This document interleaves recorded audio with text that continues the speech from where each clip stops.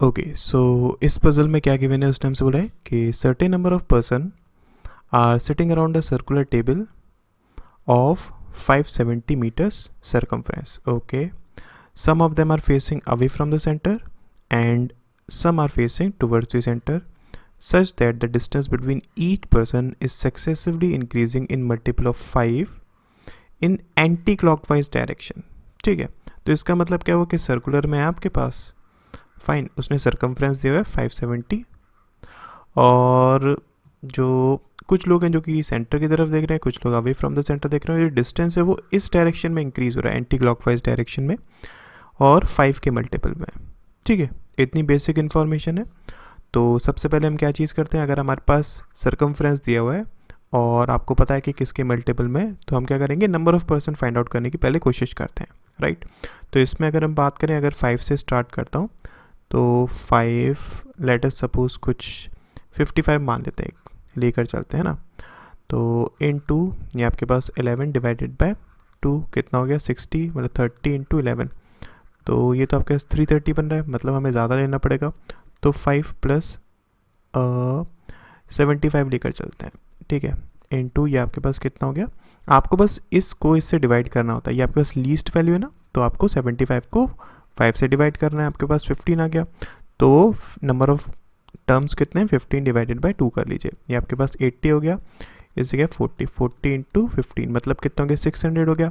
आपको कितना बनाना है, 570 बनाना है. अब देखो अगर 600 है, 570 बनाना है, मतलब इसमें से आपको सब्सट्रैक्ट करना पड़ेगा 30, लेकिन आपने यहाँ पर लास्ट वैल्यू तो 75 ली थी, इसका मतलब ऑब्वियसली 5 से तो आपके पास नहीं बन पाएगा. 10 से अगर हम बात करते हैं तो देखिए 10 प्लस एक काम करता हूँ 70 तक लेता हूँ, 70 तक लिया. अब देखो मैंने यहाँ पर 5 एक छोड़ दिया और यहाँ पर मैंने 75 छोड़ दिया, मतलब आपके पास नंबर ऑफ टर्म्स कितने हो गए, अगर ये 15 थे तो अब 13 हो गए. ठीक है, डिवाइडेड बाय 2, ये 80 हो गया आपके पास और ये 40, तो 40 इंटू ये मतलब कितना 520 हो गया. ठीक है, तो यहाँ से भी अगर मैं बात करता हूँ 70 है, इसके बाद हम 75 ऐड करेंगे, मतलब कि ऑब्वियसली आपके पास 570 नहीं बन पाएगा, तो 10 से भी नहीं बन पाएगा ये. ठीक है, 15 से अगर हम बात करते हैं तो देखिए 15 से 70 तक number of terms 12 divided by 2 6, मतलब 85 इंटू 6, ये आपके पास 30 48 51 बना. अब इसके आगे अगर हम ऐड करेंगे 75, मतलब क्या 585 बन रहा है, आपके पास 570 नहीं बन रहा है, तो इसका मतलब 15 से भी नहीं बनेगा. 20 से अगर हम बात करते हैं तो 20 plus 70 into number of terms कितने 11 हो गए, 11 डिवाइडेड बाई 2 मतलब 70, ये आपके पास 90 हो गया. 45 इंटू 11, तो 45 आपके पास कितना हो गया 594. इसके बाद अगर हम ऐड करेंगे 75 कितना हो गया 0 1 कैरी 1715 बन रहा है आपके पास. इसका मतलब क्या, आपके पास जो वैल्यू स्टार्ट हुई वो 20 से स्टार्ट होगी. नंबर ऑफ टर्म्स कितने, यहाँ पर 11 थे, हमने एक और ऐड करा था, तो नंबर ऑफ टर्म्स 12 है आपके पास. ठीक है, इतना समझ में आ गया. तो चलो बनाते हैं इसको. आप कंडीशंस क्या दिए कि M is sitting 135 meters to the right of A. Okay, M कहाँ पर है, 135 meters to the right of A है. Fine, T sits 105 meters away from X who sits immediate right of C. Okay, T आपके पास कितना 105 meters away है x से, और एक्स कहाँ पर है, इमीडिएट राइट में है सी से. ठीक है, उसके बाद P and L both are immediate right of each other. Okay, P और एल दोनों ही इमीडिएट राइट में एक दूसरे से. फाइन, उसके D is 85 meters right of Z and both faces opposite direction to each other. Okay, तो D जो है वो 85 मीटर्स की दूरी पर है किससे, जेड से, और ये दोनों ऑपोजिट डायरेक्शंस में देख रहे हैं. चलिए, उसके बाद M do not sits neighbouring P and L, M P और एल के पास नहीं है. उसके बाद N sits immediate right of M but do not sit adjacent to A. Okay, जो एन है वो एम के पास है, एम के इमीडिएट राइट में है, बट एन ए के पास नहीं है. ठीक है, उसके two person sits between N and B, N और बी के बीच में दो लोग हैं. ठीक है, B faces away from the center, B away from the center, ठीक है. M faces same direction as X and opposite direction of D and T. Okay, M same direction में फेस करता है X के जैसे, ठीक है, बट ऑपोजिट है किससे, D और T से. फाइन, चलिए. उसके बाद not more than 2 person sitting together faces in the same direction, दो से ज़्यादा सेम डायरेक्शन में देखेंगे. उसके बाद P do not sits immediate left of D, P immediate left of D, P नहीं है, ठीक है. ये आपके पास बेसिक इन्फॉर्मेशन है. तो कहाँ से स्टार्ट करेंगे हम, डिस्टेंसेस दिए हुए हैं इनको लिख लेते हैं. देखिए अगर मैं इसकी बात करूँगा 135 है, ऑब्वियसली A और M के बीच में ऐसा तो हो नहीं सकता कि कोई भी पर्सन ना हो, बिकॉज 135 आपके पास यहाँ पर बन ही नहीं रहा है. तो अगर मैं बात करता हूँ, अगर इनके बीच में एक पर्सन है तो आपके पास 2x + 5 कितना 135, ठीक है. मतलब 2x = 130, तो x = कितना हो जाएगा 65 हो जाएगा आपके पास, मतलब 65 और 70, ठीक है. ये आपके पास एक बन गया. अगर दो लोग हैं तो 3x + 15 = 135. यहाँ से अगर हम देखेंगे तो 3x = 120, x = 40. अगर 40 है तो 40, 45 एंड 50, ठीक है. इसके बाद अगर तीन लोग हैं तो 4x प्लस यहाँ पर हमने 5 ऐड करा, यहाँ पर 10 ऐड करा, अब हम 15 ऐड करेंगे, मतलब 30 हो जाएगा = 135. ये आपके पास पॉइंट्स में आएगा, कैंसिल आउट. चार लोग हैं तो 5x प्लस अब इसमें 20 ऐड करेंगे तो 50 = 135. यहाँ से अगर हम देखते हैं आपके पास कितना गया, x की वैल्यू आपके 17 हो जाएगी, राइट. यहाँ से अगर हम देखेंगे मिनिमम वैल्यू आपके पास 20 है, तो 17 तो बन ही नहीं सकता है, तो इसके आगे आप चेक भी मत करिए, इतना ही रहने दीजिए. तो यहाँ से हम बात कर सकते हैं ना कि A और M की आपके पास दो पॉसिबिलिटी बन रही है. एक है 65 और 70 की, और एक है आपके पास 40, 45 और 50 की, ठीक है. अब इसके बाद अगर हम बात करते हैं X और T की, तो इनको भी चेक कर लेते हैं. ऑब्वियसली इनके बीच में कोई ना कोई एक पर्सन तो होगा. अगर एक पर्सन है तो आपके पास 2x + 5 = 105, मतलब x कितना हो जाएगा 50, 50 है तो 55 दूसरा. दो पर्सन है तो 3x + 15 = 105 और 3x = 90, और वी कैन से आपके पास 30, 35 एंड 40, ठीक है. अगर इनके बीच में तीन लोग हैं तो 4x + 30 = 105, ऑब्वियसली पॉइंट में आएगा, हटा दीजिए.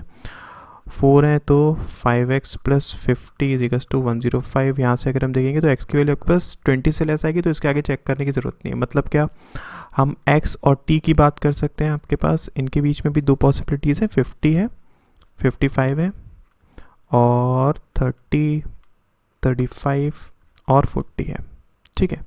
अब अगर हम बात करें D और Z की, तो इसको भी चेक कर लेते हैं एक बार.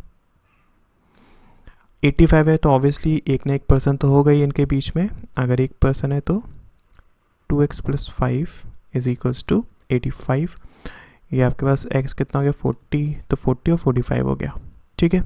अगर दो पर्सन है तो आपके पास 3x + 15 = 85, मतलब यहाँ से अगर हम बात करेंगे तो x की वैल्यू आपके पॉइंट्स में आएगी, हटा दीजिए. अगर तीन लोग हैं तो 4x + 30 = 85, यहाँ से भी पॉइंट्स में आएगा, हटा दीजिए. चार लोग हैं तो 5x + 50 = 85. यहाँ से अगर हम देखेंगे आपके पास x की जो वैल्यू है वो 20 से काफ़ी कम आएगी, इसका मतलब इसके आगे चेक नहीं करना है. तो यहाँ से हम एक चीज़ तो कंफर्म हो गई कि आपके पास D और Z की तो सिर्फ एक ही पॉसिबिलिटी बन सकती है, 40, 45, राइट. तो इसको देख लीजिए. अगर हम करते हैं तो 40, मतलब यहाँ पर आपके पास D या फिर Z और D या फिर Z, ठीक है, एक पॉसिबिलिटी हो गई. अब इसके बाद अगर हम बात करें तो X और T को अगर मैं देखूँ तो इस वाली पॉसिबिलिटी को देखिए, ये आपके पास 50 से स्टार्ट हो रहा है, ठीक है. मतलब यहाँ पर आपके पास X या T आता, X या फिर T में से कोई, इस हिसाब से जो कि आ नहीं सकता. इसका मतलब ये पॉसिबिलिटी तो आपके पास लगेगी नहीं, यही पॉसिबिलिटी लगेगी.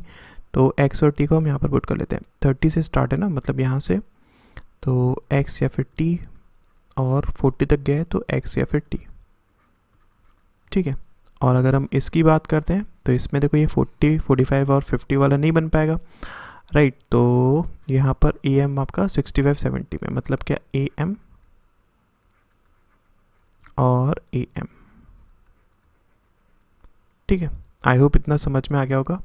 अब एक काम करता हूँ, इनको थोड़ा सा रब करता हूँ, फिर आगे हम लोग देखते हैं। देखिए ओके, तो अब इसके आगे हम लोग देखें अगर, तो उसने हमसे एक चीज़ बोली है, देखो कि सी के इमीडिएट राइट में कौन है, एक्स है। ठीक है, इसका मतलब क्या है, यहाँ पर आपके पास एक्स तो हो नहीं सकता है, बिकॉज फिर उसके नेबर कौन होता, सी होता। इसका मतलब एक चीज़ कंफर्म होगी, एक्स आपके पास यहाँ पर होगा, ठीक है, और टी आपके पास यहाँ पर होगा। फाइन, ये चीज़ समझ में आ गई।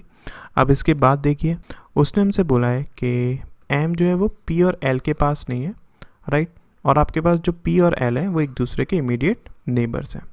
ठीक है, इतना आप जानते हैं। तो पी और एल आपके पास कहाँ कहाँ आ सकते हैं, या तो पी और एल आपके पास यहाँ पर आ सकते हैं, एक पॉसिबिलिटी, या फिर पी और एल आपके पास यहाँ पर आ सकते हैं, दूसरी पॉसिबिलिटी। ठीक है, तो इसके लिए अब हम क्या करेंगे, अब हम चेक करते हैं कि आपके पास ए एम की क्या क्या पॉसिबिलिटी बन सकती हैं। देखो, अगर इन केस यहाँ पर एम है और यहाँ पर आपके पास ए है, ठीक है, तब क्या होगा, आपके पास जो पी और एल है वो सिर्फ यहीं पर आ सकते हैं, राइट, यहाँ पर तो आ नहीं पाएंगे बिकॉज ऑफ एम। तो आपके पास पी और एल आ गए यहाँ पर। ठीक है, हम जानते थे कि एक्स कहाँ पर है, वो इमीडिएट राइट में है, किससे, सी से। इसका मतलब सी आपके पास यहीं पर होगा और इसके इमीडिएट राइट में कौन है, एक्स है। ठीक है, ये चीज़ समझ में आ गई। अब इसके बाद देखिए, जो एम है उसके इमीडिएट राइट में एन है, लेकिन एन ए के पास नहीं है। इसका मतलब क्या होगा, आपके पास एम कहाँ दिख रहा होगा, बाहर, इसके इमीडिएट राइट एन आपके पास यहाँ पर हो जाएगा। ठीक है, एन और बी के बीच में दो लोग हैं।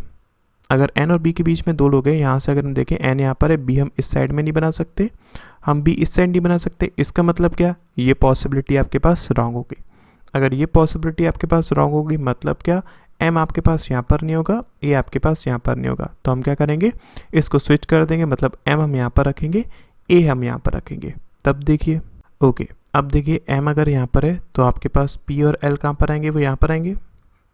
ठीक है, और अगर एम यहाँ पर है, एम के इमीडिएट राइट में एन है, तो एन आपके पास यहाँ पर हो जाएगा। ठीक है, अब अगर एन यहाँ पर है तो हम बी को कहाँ पर बना सकते हैं, इस साइड तो बी बन नहीं पाएगा, तो बी आपके पास यहाँ पर होगा, और अगर बी आपके पास यहाँ पर है तो ऑब्वियसली आपके पास सी यहाँ पर होगा। ठीक है, अब देख लीजिए सी के इमीडिएट राइट में है, इसका मतलब सी कहाँ देखेगा, सेंटर की तरफ देखेगा।